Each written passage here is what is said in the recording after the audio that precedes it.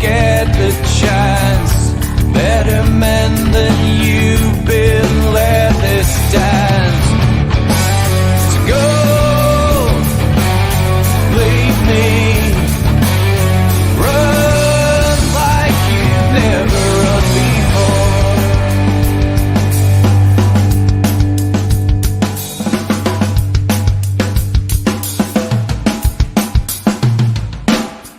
I have seen the worst, and there is nothing left for me to hate, so I can lay me down, my brothers, on the ground. I bled today until Coyote comes to raise me up and carries me.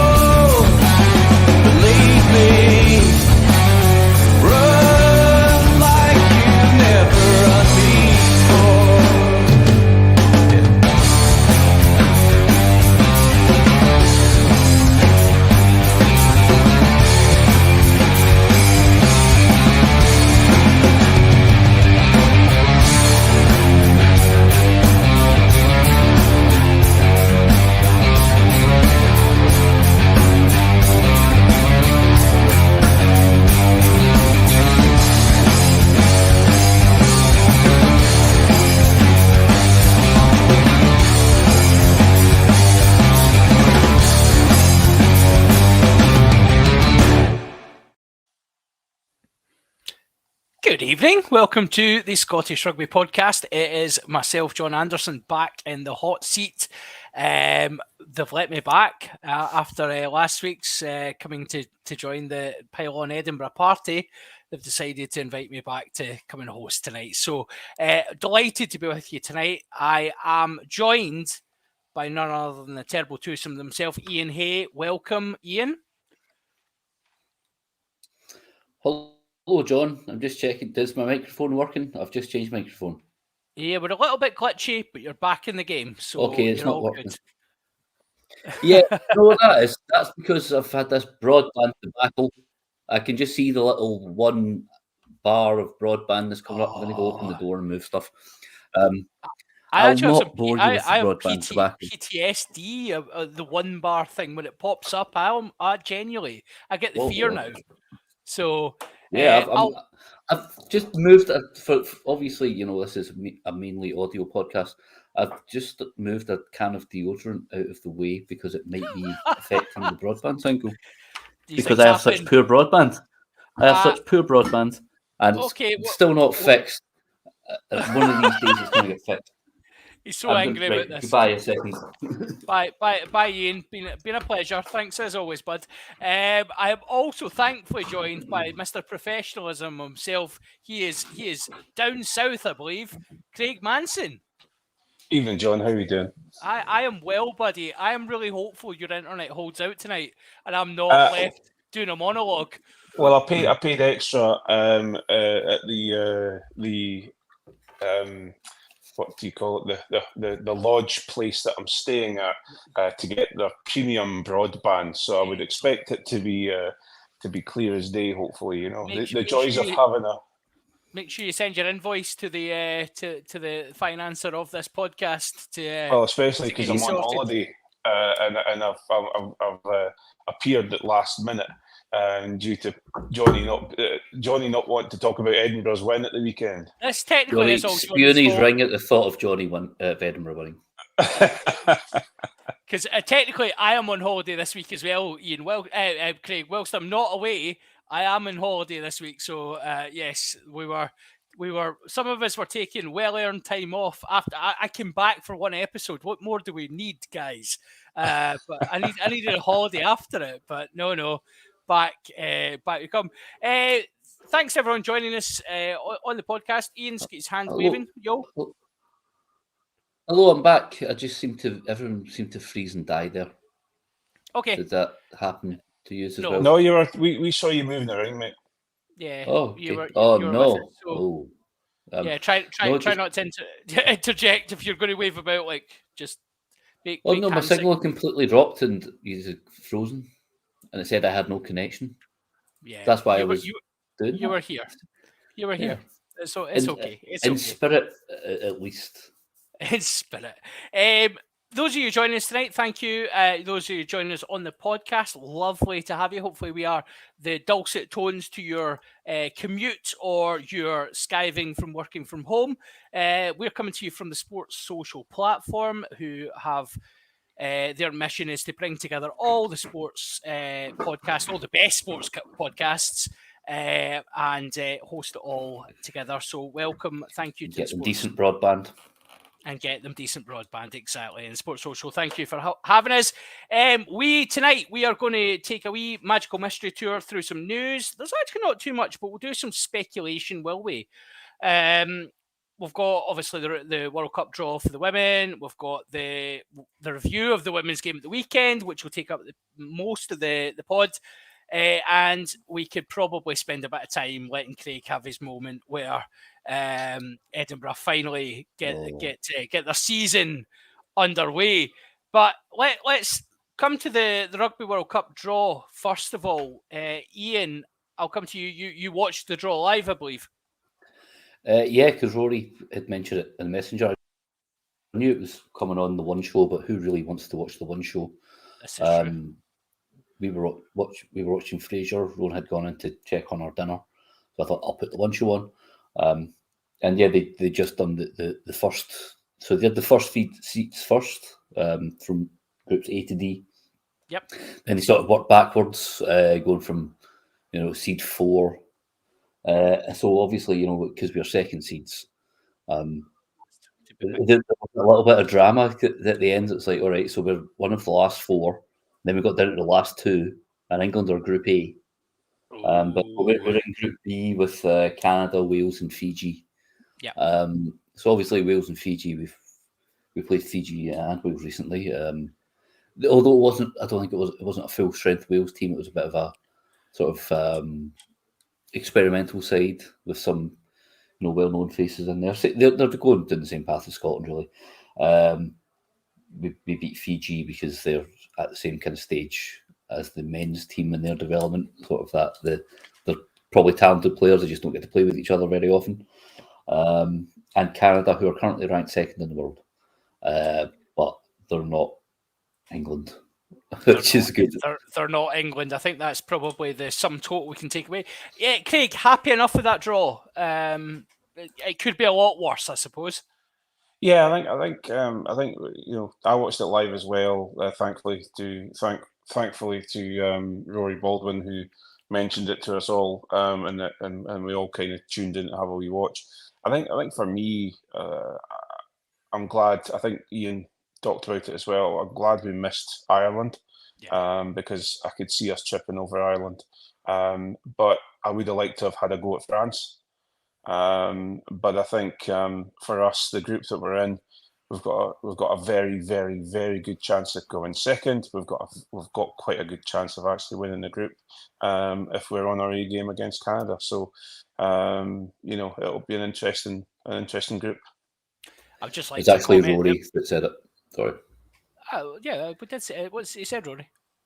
No, I mean about Ireland, so it was Rory that was glad that we missed Ireland. Ireland. About Ireland, okay, cool. I thought you meant the draw. Sorry, mate. No, I just don't want to take credit for something that I didn't say. Although I was about to, I was about to type the same things. Like I didn't want Ireland again because they've just gone above us, and then yeah. Well, that's the thing. Ireland have obviously, previously Ireland did have quite a strong side. Then professionalism, they were one of the last to kind of start to think about it. Their women's team have been neglected for years, but the more competitive sides we can see, especially, all the groups look really good. I mean, looking at that Ireland group with New Zealand in it, Japan and Spain are a side that formerly are a very, very talented side as well. So, that's a group of death, really. And whilst you expect New Zealand to walk it, Ireland beat them recently. So, could be very interesting to see, and again speaks to the competitive nature of the women's game from second in the rankings downwards, because let's face it, England will probably romp off into the distance because they seem to be head and shoulders above everyone else. I just want to say this France top was not a deliberate choice. There was no mention of France, no mention of people having a go at France. This was literally the first top that was available to me this morning. So just to get that out of the way. Iain, let's talk about the World Cup in general. Big showpiece event. Obviously the WXV in terms of the attendances hasn't necessarily been that exciting. What are you expecting from the World Cup coming up, especially now we've seen how the fixtures will lay? Well, seemingly tickets were flying off the shelves or the virtual shelves before the groups had even been drawn. So I think it's going to be better attended than WXV2, certainly the last two iterations. I don't know, for such a rugby mad country, South Africa doesn't always seem to fill its stadiums particularly well, apart from when it's the Springboks playing. No, obviously it's handy for ourselves if we want to go to any games. And I think it's nobody likes to see rugby played in. Nobody likes to see any kind of sporting event played in an empty stadium. It doesn't always make for the best atmosphere, whether you're there or watching on TV. I think it's going to sell pretty well. Like I said, seeing we've got Wales, probably a few Canadian expats over here, we should do all right. It should definitely be an exciting competition. And what a delight, Craig, to see the final being played probably in front of a very, very packed out Allianz Stadium, because I refuse to now call it Twickenham. Yeah, well, absolutely. That's why that's what it's named nowadays. They've called it that, so we must call it that, Craig. We must call it that, absolutely. I think there's a very, very good chance this is going to be the best attended World Cup ever. And I'm talking about Women's World Cup before anyone wants to get onto either Blue Sky or Twitter and have a go at me about it. I think, obviously England have got a very, very good shout of winning it this year. They're at home. They're going to have their own crowd there, and there's a good chance of selling out Allianz, as you've said. Now, I think, am I right? Is it St James's Park they're playing at, or is it Kingston Park they're going to play at? I think there's a good chance. There's 8 stadiums, I think, or 6 stadiums that they're going to play it at. So hopefully, we've got a good chance of having a good Scotland travelling support as well. So the stadiums they've named, you've got the Amex, which is in Brighton, Sandy Park, the Sale Sharks Salford Community Stadium, that's changed name, Franklin Gardens, and the LN. It used to be the AGL, of course, and the LNER Community Stadium in York. You've also got Ashton Gate being used as well. Right. Okay. So the closest we'll have is York or Manchester. Yeah. So hopefully the schedulers will put the Scotland games into. I'd rather see them in Manchester and York than Sandy Park and Exeter, to be honest with you. So, ideally. Yeah. So there'd be a good chance of travel and support, and I think in the way that Scotland are playing at the moment, they've got a good chance of putting in a good performance. So, yeah, I'm really. I've got to say, it's the first time I've been really excited about it. I think the closest we got was when I was coaching a women's team and we were playing, and we had the World Cup in Belfast, in Ireland, and they had I think the final was in Belfast, am I right in saying so? That was my fellow coach Iain. He went over to watch the game, etc. So watch the final. So I think it's great to have it close to home, and I think it's going to be an exciting World Cup. I think it absolutely will be. Let's come on to the WXV then. Let's talk about the decider, Australia-Scotland, at the weekend. A pulsating match, Craig, but sadly did not end up landing Scotland's way. Talk us through some of the key points for you. I think really it tells a tale, and we've talked about this before, in that Scotland women are now at a stage where Scotland men were at maybe 5 years ago, 6 years ago, where they've got players that are talismanic in their team who are putting in performances that are quite phenomenal. And their defence is, well, actually, I've got to say their defence is better than Scotland men's defence at many times. The only issue they have is that Australia got probably 2 really, really close tries in the first half that really kind of probably robbed the hope out of everyone, or robbed the momentum out of Scotland. And I think also, oh goodness, was it Helen Nelson that got the yellow card, or was it Evie Gallagher? It wasn't Evie Gallagher. Fran McGee. Fran McGee, that was it. Yeah. You know, with for me, I think that then just was basically the nail in the coffin for it. They've become sort of, Australia have become our trip over team. The one that you know are absolutely beatable, absolutely within. If Scotland play as they normally play, they're able to take. They would quite easily beat Australia, and that's not taking anything away from Australia. That Australia have got some really talented players in their team, but Scotland should have had that tied up, even if it was a close game. You know, they should have had it tied up. They should have had it tied up the last time as well. They were we've been waiting on a bad game come along. Japan was a little bit not ropey, but Japan were stronger than maybe everyone thought they were going to be, or we weren't as strong as we usually are. And Australia were just similar, and we lost it. And I think it's a very disappointing result, because I think they had the opportunity to win WXV2 again, back to back, and really, you know, show everyone who they are.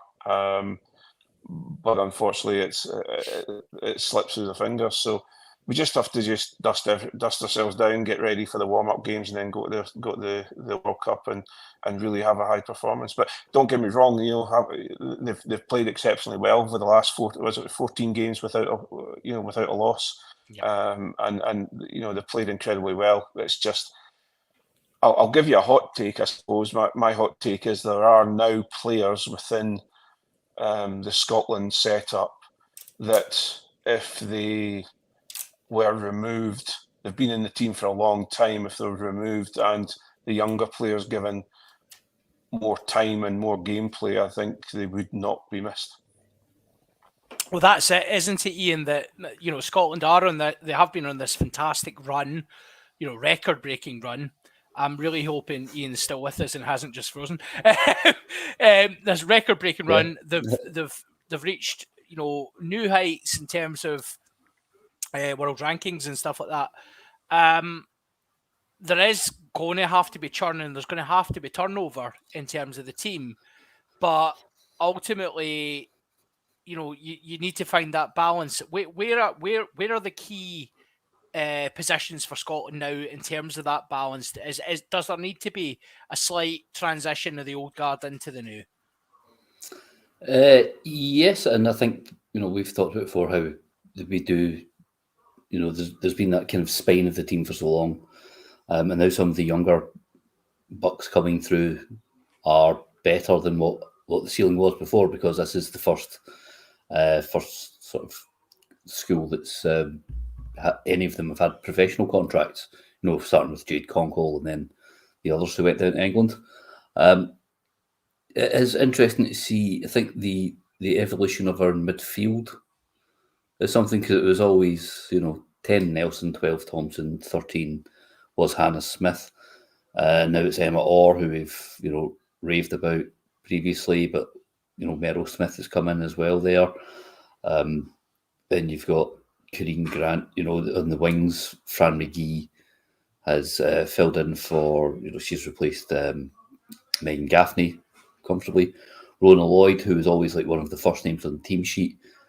There's competitors there now, so it's making it more competitive, which is good because we need places for competitions, and it also means that there's no drop off when subs come on, because that was a thing that it sort of concerned me, was that a lot of time you'd get front rowers playing 80 minutes, and there's not that much gas in those big tanks. So yeah, it's been encouraging in aspects. To lose that game, obviously it was the worst of starts we could have had. Clawed ourselves back into it. The MR red card. It's you have to kind of accept it, don't you? It's veering on the end of.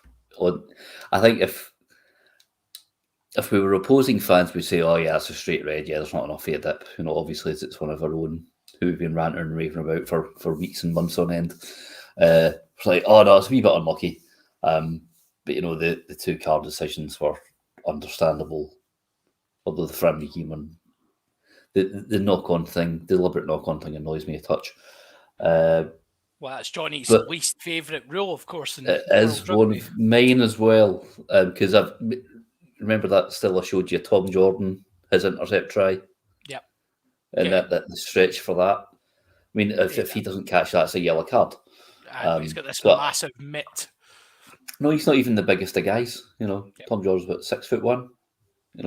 Richie Gray. I mean, that rugby ball's like a pea in his hand.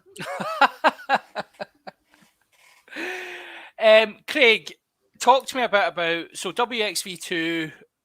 So the WXV series, if you will, second season for it. Obviously, like I said at the start, there has been some concerns about crowd attendance. There's been various concerns about the kind of some of the balancing, particularly when you move into WXV3. But talk to me about the tournament itself. How impressed are you by the setup? Do you think it's a good thing? Do you think it needs tweaking? Yes, I think for me, you could probably sort the crowd issue out quite quickly by basing it in the Northern Hemisphere, or and that's the second year WXV2's been in South Africa. Now, don't get me wrong, there's nothing wrong with South Africa, but it's an emerging nation when it comes to women's rugby, and support for women's rugby. Whereas you've got France and you've got the UK, you've got Ireland, that are all building and building and building large followings for women's rugby, and I know they're trying. It's a World 15, so they're trying to base it in different countries to try and encourage participation in the sport in these areas, and I understand that. But I think if they got it a little bit more off the ground by showing other countries that there's massive or bigger crowds coming to watch the games, then it'll push more interest. Yeah. However, I would say it's an encouraging thing. The big thing for me, we used to talk about this, years back when we're talking about players who have played for Scotland, that if they were men, they would be centurions. Yep. You look at Rachel Malcolm, you look at Jade Conkle. These players would have been centurions by now if they'd been playing the men's game. So for me, I think the WXV is very, very important because it gives the professional women more chance to play international rugby games, and it gives them the ability to play different teams on a regular basis. So, okay, fair enough. It's a smaller version of the World Cup, I suppose, but it gives them more game time, and the women's game is screaming out for more game time, whereas the men's game is looking for less game time. So I think it's been incredibly. I think it's been incredibly important for the women's game. I think it also allows the teams to know where they stand and give them the ability, give them the something to work towards. It also pushes the coaches a little bit more, and the coaches are now being given the opportunity. They've got all of these different games to play for, all of these different challenges to play for, rather than just 1 or 2 games a year, or 6 or 7 games a year. So it's pushing them. It's also attracting higher level coaches to the women's game as well.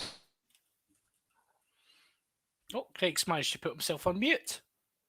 We've not had that on a podcast in a long Muted myself. time. I got Muted yourself. overexcited. Whoa. Overexcited with my You're hand just gesture. making an amazing point, and you just put yourself. Where did I get to? The amazing coaches. Yeah, it's allowing us to bring on. It's attracting more and more coaches to the game, higher level coaches to the national squads. So I think it's been incredibly important and incredibly worthwhile, and I think it should grow and grow, hopefully, and it will give us for example, you just need to look at Scotland and how much more positive Scotland are. They're winning games now.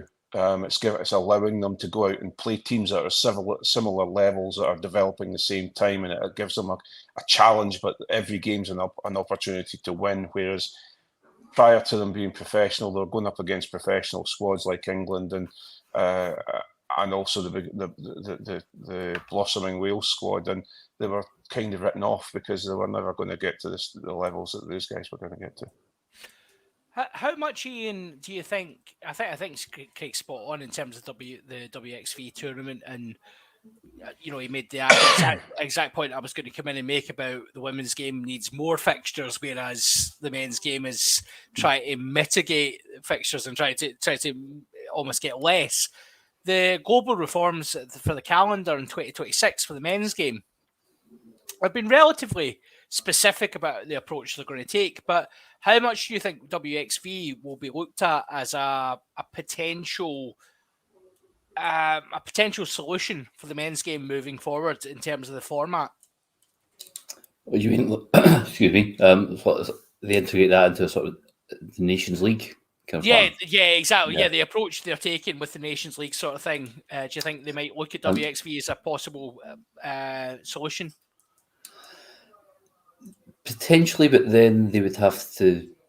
Obviously, the URC season would start. I have a hot take about the Nations League idea, which involves changing the Six Nations.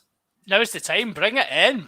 Okay, right. So if we are going to incorporate the Nations League idea into, I say we do it as part of the Six Nations, and we spread the fixtures around more. So therefore, we don't have all the Six Nations fixtures in the 6 week block in the middle of February and March when the weather's kind of manky. Ooh, I like it. So you move it around a bit. So you maybe have. It's also like the WXV2. I think that's taken inspiration or maybe influence from the Nations League football competition. Yep. Where Scotland are currently in the A League, not doing very well. England are in the B League. Yep. So yeah, I mean, but it wouldn't maybe not be a backdoor to qualification, but I mean, obviously it's trying to get.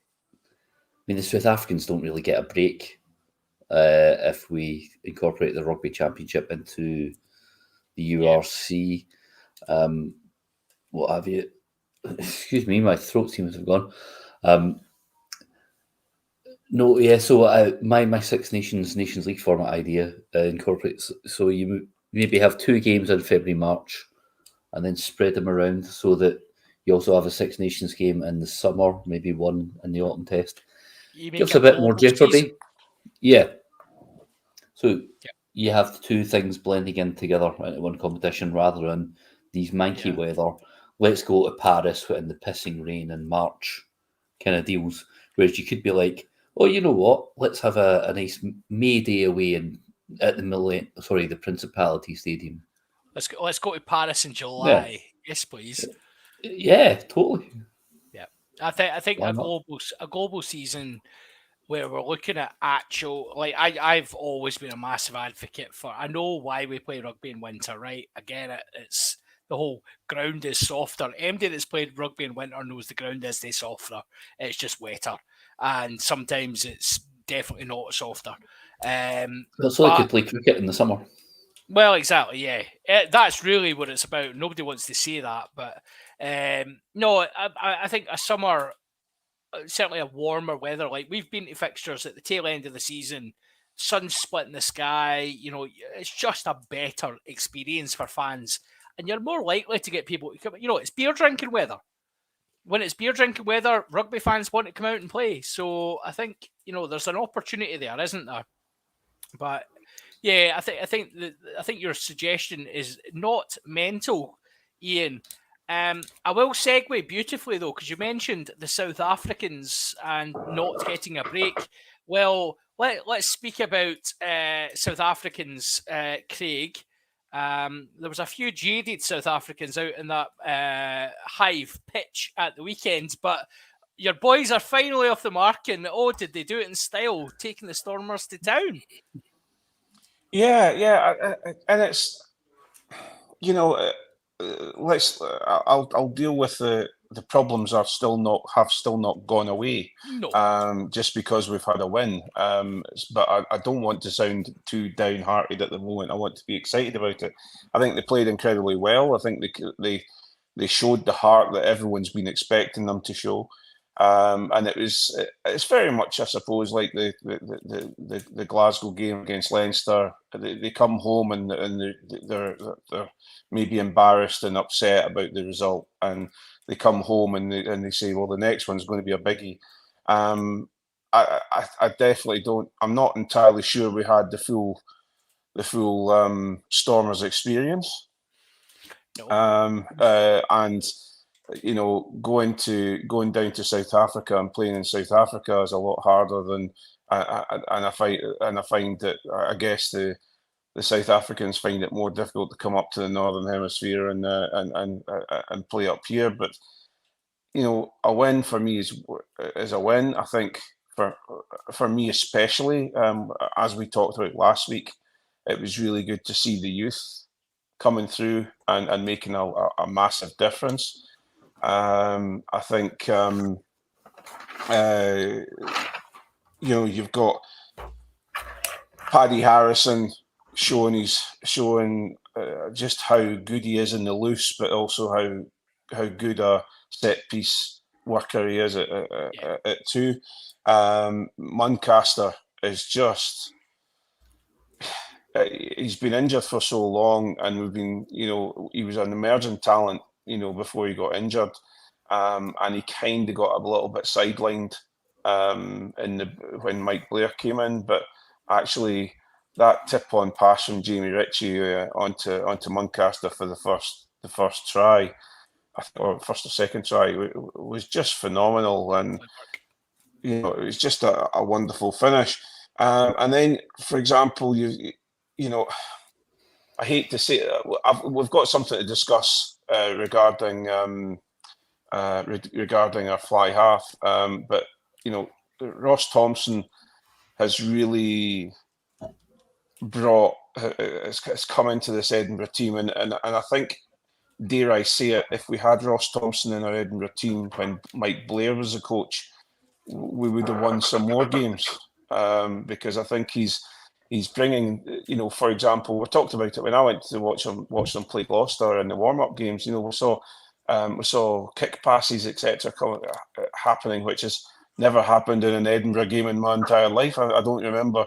I'll be corrected by many Edinburgh fans, I'm sure. But you know, there was just a variation, and he was showing a lot of variation in attack, and that's where maybe, you know, maybe the block has been at 10, but when we watch the game, and you know, if you do watch the game, the ghosts are still there of a poor attack, and we this is something that and I'll tell you this right now, and all of those people that have been going on about, you see it is the players, because now they were so embarrassed that they had to get themselves sorted out and the players got themselves out the hole because they're realising that the coaching is not up to grade at this moment in time, and we need to get we need to get the attack working far better, because there's far too much of this one-up runner smashing into a big person and then getting turned over.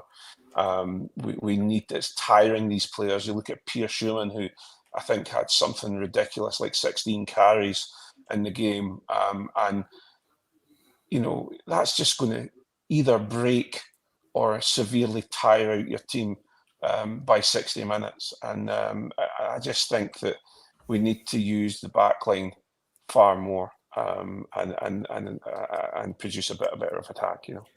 Well, this is absolutely spot on, Craig, because it is a bit of variety is always important. But I think for me, Iain, I'll come to you now. Like Craig's touched on the ghosts of a poor attack.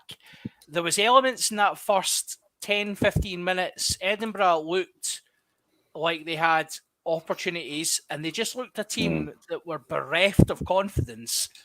But they really, actually, I think, I mean, you mentioned Harrison. I think he was the guy dragging that team, kicking and screaming to go with them. And it looked like, he was the guy who inspired some confidence in some of the older heads that are in that side, Iain. Yeah, he did. There was a few line out fluffs later on, but he does certainly seem to be going as good as guns as Ewan Ashman does in that regard, certainly. What I thought when watching the Edinburgh game, it was like a game of 3 quarters where quarters 1 and 3 were exactly the same, and it was just Edinburgh repeatedly banging their head off a brick wall. Yep. The first 20 minutes, we know Edinburgh had like all the territory, all the possession. They just had that same, what we've seen from Edinburgh and Scotland teams in particular before, just this one up. Every forward is just the next one to have a go, pick up and go, pick up, go.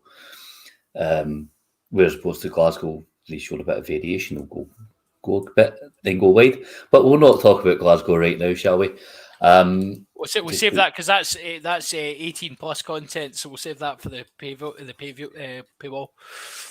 So it was uninspiring, I thought, but it was something I think Grant Gilchrist. No, it was Matt Scott had put it on last week.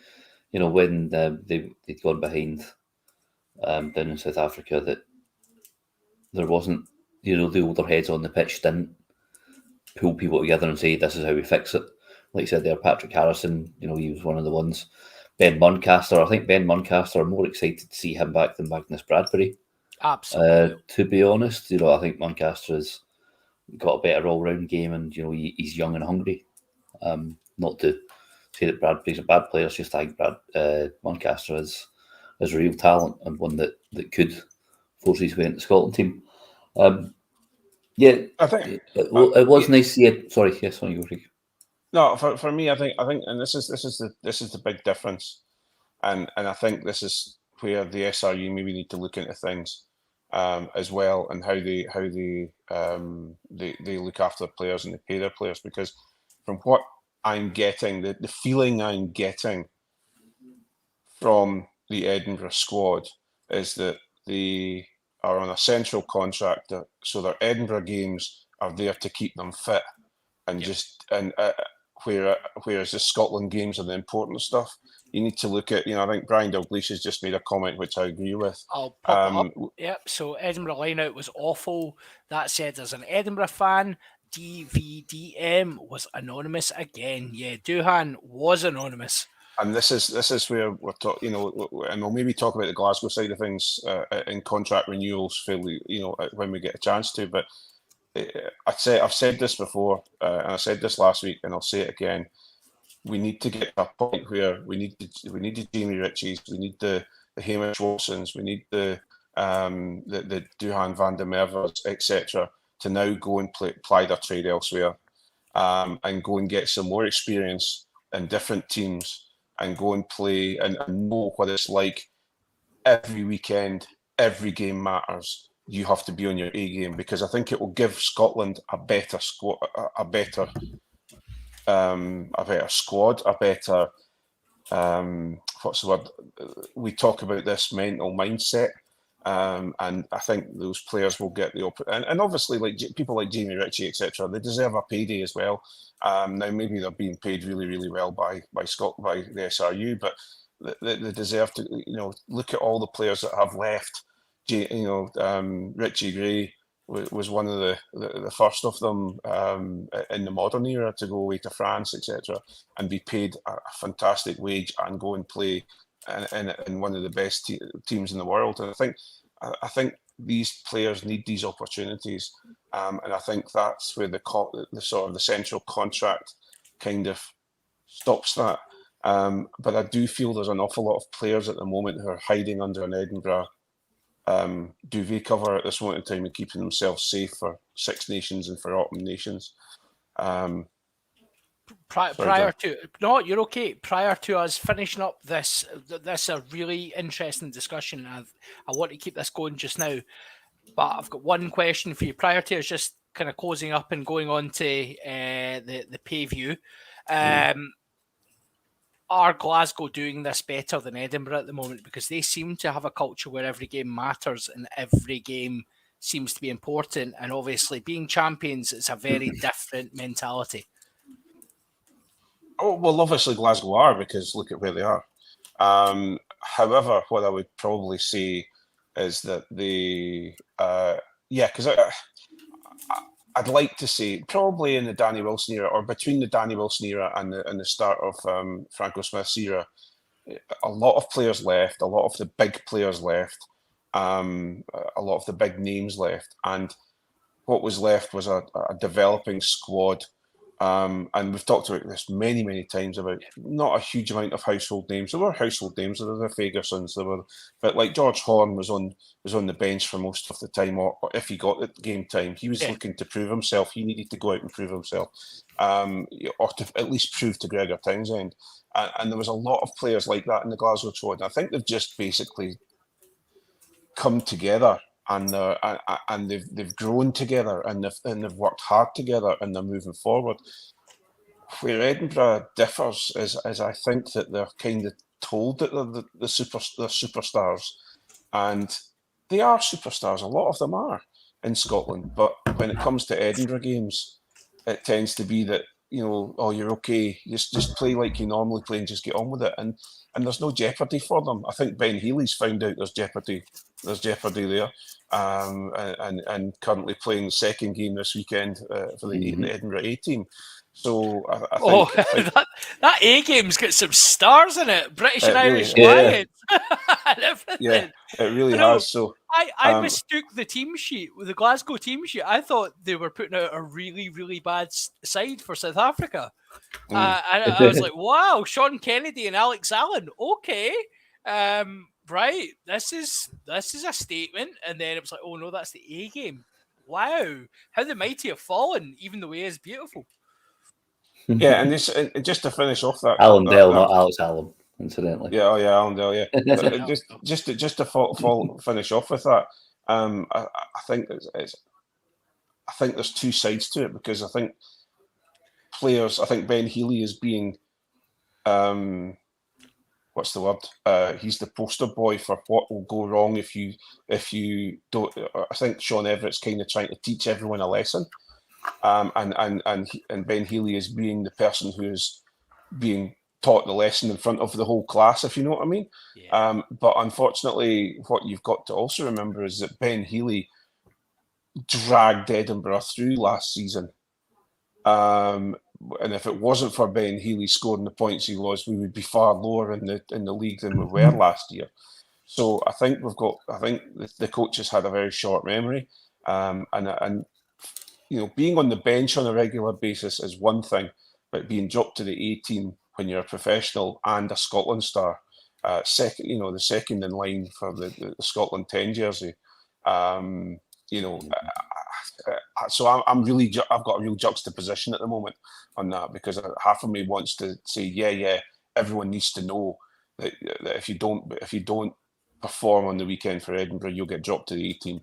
But on the other side of things, I think to myself, well, hang on a minute though, Ben Healy has done a very, very good job for Edinburgh for a long time, for a good part of the season last year, and played a hell of a lot of rugby last year for Edinburgh. And it's but anyway. But then could you also not blame him for the lack of Edinburgh's bonus point tries as the primary playmaker and all that talent outside him? Oh well, that's what he's been. That's exactly what he's been blamed for. That's why he's sitting in the 18. Because from what Sean Everett said, it's that it's been talked about that Ben Healy was the one that's not reacting to what's going on the field. Seems quite harsh, doesn't it? I mean, it does. It just seems a bit harsh. Rugby is harsh. I get that. Yeah, it is harsh, but it does feel a bit harsh. Like, I don't think Ben Healy's been given a chance necessarily to play his game. I think he's been coached a certain way, and it looked that way last year. Like, I was very critical of Ben Healy last year, having been very excited to see him in an Edinburgh shirt. And even then, he was kicking his points, he was doing his bit. But this season, you know, sometimes when you see a player and he almost looks. I mean, Ben Healy's a huge, huge big man, right? He's a 6'5" fly half. Oh, I think he's 6'2". Oh, he's 6'5". He's a big lad. Is he? Fuck. He is. No. You behave yourself. Time stat 47.34. 47.34. Thank you, Craig. Honestly, you can't take you anyway. He's a big boy, right? He's a big boy. But he looks a smaller person in the jersey. Just now, he looks coward. But you also don't know if that's him or if that is Gregor Townsend telling Edinburgh Rugby how he has to play because of what he wants from in the Scotland squad. You just don't know. Yeah. Exactly. It's hard to balance out, isn't it? Yeah, Wiki has him at 6'3". I think Munster had him at 6'5", but that maybe speaks for Munster. Then, given their propensity to over-exaggerate things. Yeah, I think they had Peter Romani at 25. Yeah. And there was something about some standing Taller legs. than David the Joyce. Taller than Goliath. Something about standing legs as well that was overblown. Here we go. Anyway, right, we'll call it a day on the Freeview podcast. I don't know which bits I'm going to switch off. So if you happen to get the second half of this and you don't pay for the Patreon, then brilliant. Happy days for you. This is almost like when you got a wee Freeview when you were on Sky and you clicked on the wrong channel. And I'm not going to convert that. That's a conversation we're going to talk about. You end up with Fox News. Exactly, yeah. You end up with very exciting things happening on your telly and you don't understand it, and then your parents walk in and they're very upset with you.